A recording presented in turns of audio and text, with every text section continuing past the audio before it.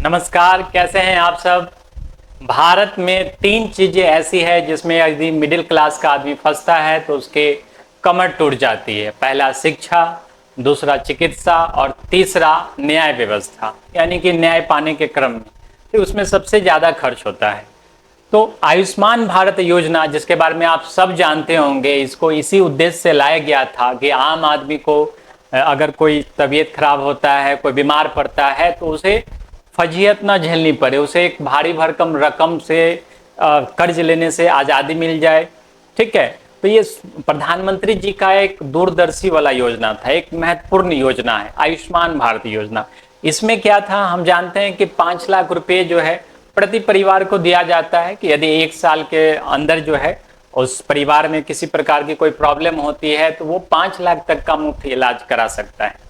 ठीक है, आज के टाइम में हम लोग क्यों चर्चा कर रहे हैं, क्योंकि ये योजना यानी कि धनतेरस के शुभ अवसर पे, जो आयुर्वेद दिवस भी है, उसके अवसर पे प्रधानमंत्री जी ने इस योजना को सीनियर सिटीजन्स के लिए भी बढ़ा दिया है। यानी कि जो सीनियर सिटीजन 70 वर्ष के हैं या उससे अधिक के हैं, उन सबको भी, चाहे उनका आर्थिक बैकग्राउंड जो भी हो, सामाजिक बैकग्राउंड जो भी हो, उन सबको भी जो है अब आयुष्मान भारत योजना का लाभ मिलेगा। ठीक है, all senior citizen of the age 70 year and above respective socio economic status. ठीक है, 5 लाख तक का जो उनका मुफ्त इलाज होगा।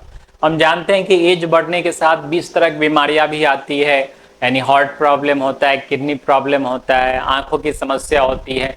और ऐसे में यदि पैसा नहीं रहेगा तो कहीं से कर्ज लेता है, पैसा रहेगा भी एक भारी भरकम रकम खर्च होती है। ठीक है, तो वो सारा इलाज जो है प्राइवेट हॉस्पिटल्स में ही, सरकारी अस्पतालों में भी जो है लोग जा करके आराम से करवा सकते हैं। अभी देश में 29,000 अस्पताल हैं प्राइवेट्स वगैरह को मिला करके, जहाँ पे ये स्कीम्स वगैरह जो है चालू है। देश में मात्र 2 ही जगह ऐसे हैं जहाँ पे योजना लागू नहीं है, एक दिल्ली और दूसरा पश्चिम बंगाल। ठीक है, तो आप समझ सकते हैं कि यहाँ के नेता कैसे होंगे जो नागरिक के हितों के साथ समझौता करते हैं, इतनी महत्वपूर्ण योजना को अपने यहाँ लागू नहीं होने दे रहे हैं। ठीक है, कुछ दिन पहले ही जो है मोतियाबिंद और जो सर्जिकल डिलीवरी होती है, उन सब चीज़ों को प्राइवेट हॉस्पिटल से हटा दिया गया था, क्योंकि वो इलाज जो है मुफ्त में सरकारी अस्पतालों में ऑलरेडी हो रहा था।